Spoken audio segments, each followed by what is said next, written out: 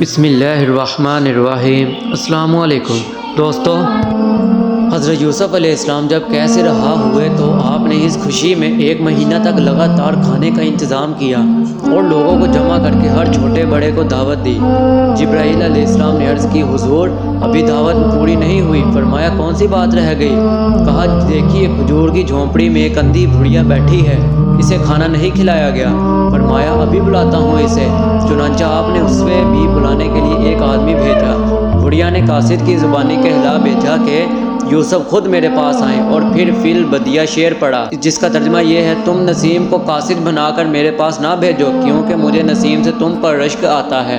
قاصد بھڑیا کا یہ جواب سن کر پلٹا اور حضرت یوسف علیہ السلام کو بھڑیا کے جواب سے مطلع کیا۔ حضرت یوسف علیہ السلام اٹھے اور اس کے پاس جا کر کہنے لگے، اے بھڑیا ہماری دعوت قبول کر کے مجلس کی رونق بڑھا۔ بھڑیا نے یوسف کی زبانی یہ کلمہ سن کر ایک ٹھنڈا سانس بھرا اور کہا کہ ہائے، ایک دن وہ تھا کہ تو مجھے یا سیدانی کہہ کر ادب سے پکارتا تھا، آج وہ دن ہے کہ بھڑیا کہہ کر پکارتا ہے۔ میں نے اپنا بے گنت مال تجھ پر نچھاور کیا اور تیرے قدموں کے تلے بیش قیمت موتی بچھائے۔ بھڑیا نے ان کی باتوں کو سن کر یوسف علیہ السلام نے شاہانہ سختی سے فرمایا کہ یہ کیا گستاخی اور تازہ کرشمہ ہے۔ بھڑیا نے کہا، یوسف میں زلیخا ہوں، اور اس حیرت انگیز انکشاف پر یوسف علیہ السلام کے دل پر بڑا اثر ہوا اور آپ رونے لگے۔ زلیخا وہاں سے اٹھ کر مجلس دعوت میں آئی تو تمام لوگ اٹھ کھڑے ہوئے۔ حضرت یوسف علیہ السلام نے پھر ایک قیمتی خلع اسے پہنایا۔ زلیخا نے کہا، میرے قبضہ میں اس سے بہت کچھ بڑھ کر تھا، اگر میرا دلی مقصد اس وقت بڑھ لائیں تو بہتر، ورنہ میں اپنی پھر جھونپڑی میں چلی جاؤں گی۔ فرمایا وہ کیا مقصد ہے؟ بولی میری گئی ہوئی جوانی اور آنکھوں کی روشنی واپس آ جائے اور آپ مجھے اپنے نکاح میں لا کر مجھے عزت بخشیں۔ یوسف علیہ السلام کچھ سوچنے لگے کہ جبرائیل امین نے آ کر عرض کی، خدا تعالیٰ فرماتا ہے ہم نے تیرے لیے اس کی جوانی اور بینائی واپس کر کے اسے عظمت بخشی، سو اب تو نکاح کے ساتھ اس کے سر پر عزت کا تاج رکھ۔ آپ نے دیکھا زلیخا جوان اور بینا ہو گئی اور آپ نے اس سے نکاح کر لیا۔ ایک دفعہ ایک اللہ والے ابو جعفر سمیری بیان کرتے ہیں کہ ہمارے شہر میں ایک بہت نیک بھڑیا رہتی تھی جو بکثرت روزے رکھتی تھی اور بہت نماز پڑھتی رہتی تھی، اور اس کا ایک بیٹا تھا جو صرف شرابی تھا اور شراب اور کھیل میں منہمک رہتا تھا۔ دن میں تو وہ دکان میں مصروف رہتا اور شام کو گھر آ کر درہم و دیناروں کی تھیلی اپنی والدہ کے پاس رکھوا دیتا اور چلا جاتا اور رات بھر شراب کی محفلوں میں رہتا۔ ایک چور نے اس کی تھیلی اڑانے کی ٹھان لی اور اس کے پیچھے پیچھے چلتا رہا، اور اس شخص نے تھیلی اپنی ماں کے سپرد کر کے اپنی راہ لی اور ماں گھر میں تنہا رہ گئی۔ اس مکان میں ایک ایسا کمرہ تھا جس کی دیواریں مضبوط اور دروازہ لوہے کا تھا۔ وہ اپنی قیمتی اشیاء اسی کمرے میں رکھتی تھی اور تھیلی بھی۔ چنانچہ تھیلی اس نے اسی کمرے کے دروازے کے پیچھے رکھ دی اور وہیں بیٹھ گئی اور اپنے سامنے افطار کا سامان رکھ لیا۔ چور نے سوچا کہ اب وہ اس کو تالا لگائے گی اور سو جائے گی تو وہ دروازہ لگ کر کے تھیلی لے لوں گا۔ جب وہ روزہ افطار کر چکی تو نماز پڑھنے کو کھڑی ہو گئی اور نماز لمبی ہو گئی اور آدھی رات گزر گئی اور چور حیران ہو گیا اور ڈرنے لگا کہ صبح نہ ہو جائے۔ اب وہ گھر میں پھر رہا، وہاں اس کو ایک نئی لنگی مل گئی اور کچھ خوشبو، تو اس نے وہ لنگی باندھی اور خوشبو کو سلگایا اور سیڑھی سے اترنا شروع کیا اور بہت موٹی آواز بنا کر آواز نکالنے لگا تاکہ بھڑیا گھبرا جائے، لیکن بھڑیا دلیر تھی، سمجھ گئی کہ یہ چور ہے، تو بھڑیا نے کانپتی ہوئی آواز بنا کر پوچھا، یہ کون ہے؟ تو چور نے جواب دیا کہ میں جبرائیل علیہ السلام ہوں، رب العالمین کا بھیجا ہوا آیا ہوں، اس نے مجھے تیرے بیٹے کے پاس بھیجا ہے، وہ فاسق اور شرابی ہے، تاکہ میں اسے نصیحت کروں اور اس کے ساتھ ایسا معاملہ کروں جس سے وہ اپنے گناہوں سے باز آ جائے۔ تو بھڑیا نے یہ ظاہر کیا کہ گھبراہٹ سے اس پر غشی طاری ہو گئی ہے۔ اس نے یہ کہنا شروع کیا کہ اے جبرائیل، میں تجھ سے درخواست کرتی ہوں کہ اس کے ساتھ نرمی کرنا کیونکہ وہ میرا اکلوتا بیٹا ہے۔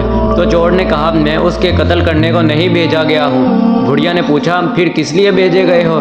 کہا اس نے کہ اس کی تھیلی لے لوں اور اس کے دل کو رنج پہنچاؤں، پھر جب وہ توبہ کر لے تو تھیلی اسے واپس کر دوں۔ بھڑیا نے کہا، اچھا جبرائیل، اپنا کام کرو اور جو کچھ تجھے حکم دیا گیا ہے اس کی تعمیل کرو۔ تو اس نے کہا، تو کمرے کے دروازے سے ہٹ جا۔ وہ ہٹ گئی اور اس نے دروازہ کھول دیا اور اندر داخل ہو گیا تاکہ تھیلی اور قیمتی سامان لے جائے۔ اور ان کی گھٹری بنانے میں مشغول ہو گیا تو بڑھیا نے آہستہ آہستہ جا کر دروازہ بند کر لیا اور زنجیر کو کنڈے میں ڈال دیا اور تالا لگا کر اسے تالا بھی کر دیا۔ اب تو چور کو موت نظر آنے لگی اور باہر نکلنے کے لیے کوئی ہیلا بہانہ سوچنے لگا، مگر کوئی صورت نظر نہ آئی۔ پھر بولا، اے بڑھیا، دروازہ کھول تاکہ باہر نکلوں، کیونکہ تمہارا بیٹا نصیحت قبول کر چکا ہے۔ تو بڑھیا نے کہا، اے جبرائیل، مجھے ڈر ہے کہ میں کواڑ کھولوں یعنی تالا کھولوں تو تیرے نور کے ملاحظہ سے میری بینائی نہ جاتی رہے۔ تو اس نے کہا، میں اپنے نور کو بجھا دوں گا تاکہ تیری آنکھیں ضائع نہ ہوں۔ تو بڑھیا نے کہا، اے جبرائیل، تیرے لیے اس میں کیا مشکل ہے کہ تو چھت سے نکل جائے یا اپنے پر سے دیوار کو پھاڑ کر چلا جائے اور مجھے یہ تکلیف نہ دے کہ میں نگاہ کو برباد کر ڈالوں۔ اب چور نے محسوس کیا کہ بڑھیا دلیر ہے۔ اب اس نے نرمی اور خوشامد شروع کی اور توبہ کرنے لگا۔ تو بڑھیا نے کہا، یہ باتیں چھوڑ، اب نکلنے کی کوئی ترکیب نہیں جب تک دن نہ ہو جائے۔ اور نماز پڑھنے کھڑی ہو گئی اور وہ اس سے سوال کرتا رہا یہاں تک کہ سورج نکل آیا اور اس کا بیٹا بھی واپس آ گیا۔ ماں نے سارا واقعہ بیٹے کو سنایا۔ وہ کوتوال پولیس کو بلا لایا۔ اس نے دروازہ کھول کر چور کو باندھ لیا اور یوں چور پکڑا گیا۔ حضرت حلیمہ رضی اللہ تعالیٰ عنہ فرماتی ہیں کہ 2 سال جب تک حضور صلی اللہ علیہ وآلہ وسلم دودھ پیتے رہے، ہم نے خیر و برکت سے گزارے اور اسی اثناء میں ہمارے مال و متاع میں روز و افزا و ترقی ہوتی رہی اور حضور صلی اللہ علیہ وآلہ وسلم کا نشو و نما بھی حیرت انگیز تھا کہ 2 سال کی عمر میں اپنے سے بڑے بڑے دوسرے بچوں کے مقابلے میں طاقتور اور توانا اور قد و قامت میں دوبالا دکھائی دیتے تھے۔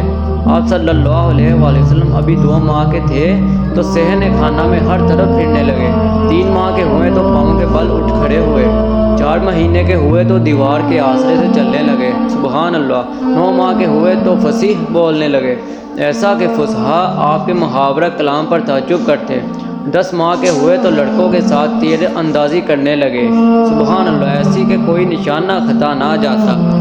ایک پاگل خانے میں نفسیات کے کچھ طالب علم گئے تو انہوں نے دیکھا کہ ایک سڑک سے زدہ نوجوان ربڑ کی گڑیا کو سینے سے لگائے بیٹھا ہے اور رو رو کر کہہ رہا ہے، روبی روبی واپس آ جاؤ میری پیاری، میری دنیا تم بن اندھیری ہے۔ طالب علموں پر اسی المناک منظر کا گہرا اثر پڑا۔ انہوں نے ڈاکٹر سے اسی دکھی نوجوان کی کہانی پوچھی تو ڈاکٹر نے بیان کیا کہ اس نوجوان کو ایک عورت روبی سے بڑی محبت تھی، وہ بھی اس کی محبت کا دھرم بڑھتی تھی۔ دونوں میں شادی کے وعدے ہو چکے تھے، لیکن اس عورت نے اس سے بے وفائی کی اور اسے چھوڑ کر کسی اور نوجوان سے شادی کر لی۔ اسی حادثہ نے اس کا دماغ فیل کر دیا اور وہ اس وقت سے آج تک کبھی روتا ہے کبھی آہیں بھرتا ہے۔ یہ المناک کہانی سن کر طالب علموں کا گروہ آگے چل دیا۔ 2-4 کمرے گزرنے کے بعد انہیں ایک اور نوجوان کوٹری میں بند نظر آیا جو دیواروں سے سر ٹکراتا تھا، گریبان پھاڑتا تھا اور منہ سے جھاگ اڑائے ہوئے کہتا تھا، دفع ہو جاؤ، دور ہو جاؤ، میری زندگی سے لعنت ہو تم پر۔ ڈاکٹر نے اس کوٹری کے آگے رک کر طالب علموں سے کہا، اور یہ ہے وہ نوجوان جس نے روبی سے شادی کی تھی۔ تو دوستو، اگر آپ کو ویڈیو اچھی لگی تو میری ویڈیو کو لائک کر دیں، چینل کو سبسکرائب کر دیں تاکہ ہر نئی آنے والی ویڈیو آپ تک پہنچ سکے۔ السلام علیکم، اللہ ہم سب کا حامی و ناصر۔